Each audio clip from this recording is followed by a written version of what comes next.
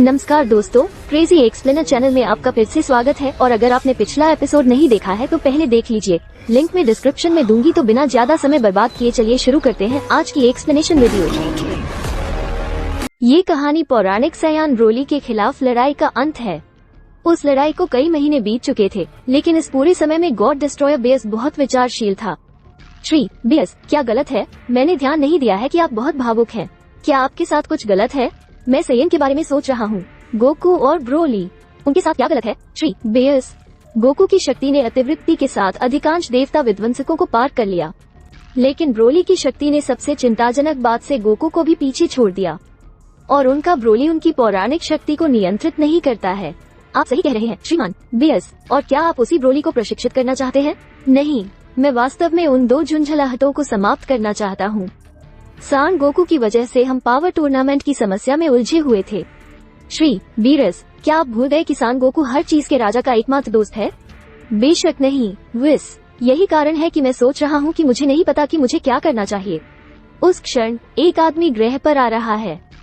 उसकी शक्ति इतनी थी कि न तो बीरस और न ही विस ने उसकी शक्ति को महसूस किया था।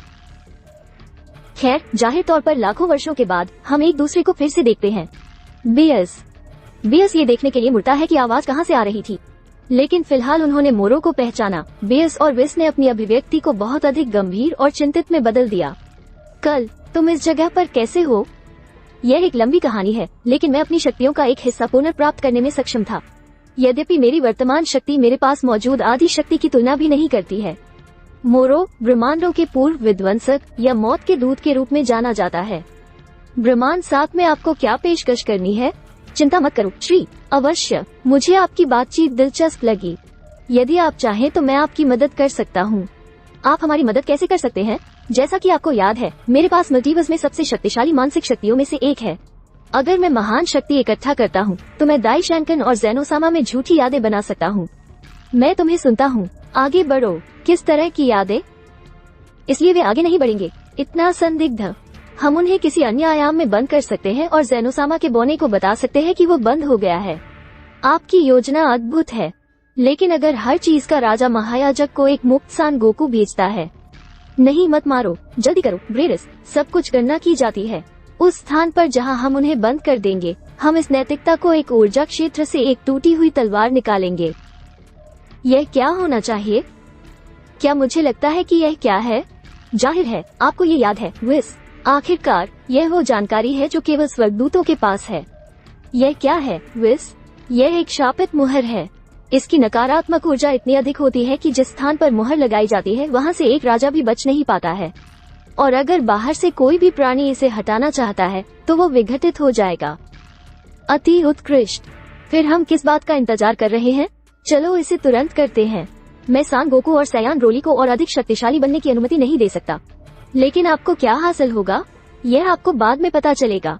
लेकिन अभी के लिए मैं इस जगह को छोड़ दूंगा। मोरो एक पोर्टल खोलता है और पोर्टल में प्रवेश करता है और बिना किसी निशान के गायब हो जाता है। विस और बीरस जल्दी से ग्रह पृथ्वी पर जाते हैं। लगभग 27 मिनट में पहुंचते हैं। दोनों बुल्मा के घर पर पहुंचते हैं। श्री अवश्य। श्री बीरस, काफी अरसे से मिले नहीं। मैं तुम्हारे लिए खाने के लिए कुछ लाऊंगा। यह उसके लिए समय नहीं है। मुझे सान गोकू को छोड़कर जेड के सभी योद्धाओं के साथ एक बैठक करने की जरूरत है। बुल्मा ये देखते हुए कि श्री बीयस बहुत गंभीर था, तुरंत बैठक आयोजित करता है। जिस क्षण सभी योद्धा पहुंचे, बीरस बोलना शुरू कर देता है। मैं सान गोकू और सया के बारे में सोच रहा था। ब्रोली और मैंने उन्हें टाइम रूम में बंद करने का फैसला किया है। लेकिन आप क्या कह रहे हैं? मेरे पिता ने प्रदर्शनी टूर्नामेंट में हमें बचाया। टूर्नामेंट जो उन्होंने बनाया था। वेगेटा, क्या आप ब्रह्मांड 7 का नंबर 1 नहीं बनना चाहते हैं? मैंने जो जांच की है उससे मैं यह महसूस करने में सक्षम हूँ कि जितने भी योद्धा दिखाई दिए हैं वे श्रीमान की वजह से इस ग्रह पर आए हैं। गोकू, वे सभी इस विषय पर चर्चा कर रहे थे और 2 घंटे की बात के बाद वे सभी सान गोकू को टाइम रूम में बंद करने के लिए सहमत हुए। मुझे आशा है कि आप तैयार हैं। हम हमला करेंगे। अभी बहुत अच्छा लग रहा है। वाह, अभी गोकू का पता लगाएं। विस अपने स्टाफ में दिखता है। मुझे समझ में आ गया श्री बीएस। श्री गोकू ग्रह पर एक ही ब्रोली के रूप में है। दोनों प्रशिक्षण ले रहे हैं।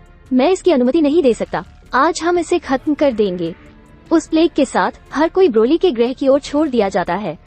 वे सब कुछ ही क्षणों में आ जाएंगे। जब वे पहुंचे तो गोकू पास है। हेलो दोस्तों, काफी अरसे से मिले नहीं। गोकू अपनी सजा पूरी करने में सक्षम नहीं था क्योंकि उसी क्षण भगवान ने बीरस को नष्ट कर दिया। उसे एक क्रोधित झटका दिया जिससे वो अपने आसपास के पहाड़ों में दुर्घटनाग्रस्त हो गया। हमला उन्हें बदलने न दे। वेगेटा खुद को ब्रोली के साथ साथ गोहान के खिलाफ भी फेंक देता है। दोनों बेस मोड पर मौजूद सैयान को परेशानी में डाल रहे थे। बीरस इस रश का सामना करना पड़ रहा था। हालांकि गोकू सुपर सैया ब्लू मैक्सिमम पावर में जाने में सक्षम था। उसे वापस मार रहा था और उसे जमीन में गिरा रहा था जिससे एक बड़ा गड्ढा बन गया था। मुझे नहीं पता कि उनके साथ क्या हुआ है, लेकिन वे हमें मारने का इरादा रखते हैं। मैं उन्हें ऐसा नहीं करने दूंगा। गोकू एक अविश्वसनीय गति से वेगेटा और गोहान को कुछ झटके देने में सक्षम था।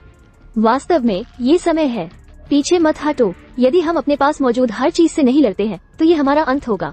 ब्रोली पौराणिक सुपर सैयान में बदलना शुरू कर देता है। शक्ति की इस तरह की वृद्धि के कारण पूरा ग्रह प्रभावित हो रहा था। लावा पूरे ग्रह से बाहर आ रहा था जब तक कि ब्रोली ने अपना परिवर्तन समाप्त नहीं कर लिया था। उसने पहले आदमी के खिलाफ हमला शुरू किया जिसे उसने देखा था, और यह सही है। ब्रोली ने खुद को बीरस के खिलाफ लॉन्च किया जो अपने शरीर को कवर कर रहा था, लेकिन शक्ति इतनी थी कि यह उसे कुछ मीटर पीछे भेज रहा था। मैं नहीं चाहता था कि ऐसा हो। यह एक साधारण सैयान था जो एक देवता की शक्ति के करीब आता है। बीरस अपनी सारी शक्ति को छोड़ देता है, खुद को ब्रोली के खिलाफ लॉन्च करता है। गोकू और वेगेटा ने एक बहुत ही करीबी लड़ाई के साथ शुरुआत की। उसी क्षण गोहान कुछ भी करने में सक्षम नहीं था क्योंकि उसके पास पर्याप्त शक्ति नहीं थी। गोहान क्रोध और नपुंसकता से भरा हुआ है। पहली बार बीस्ट मोड तक पहुंचने में सक्षम होना।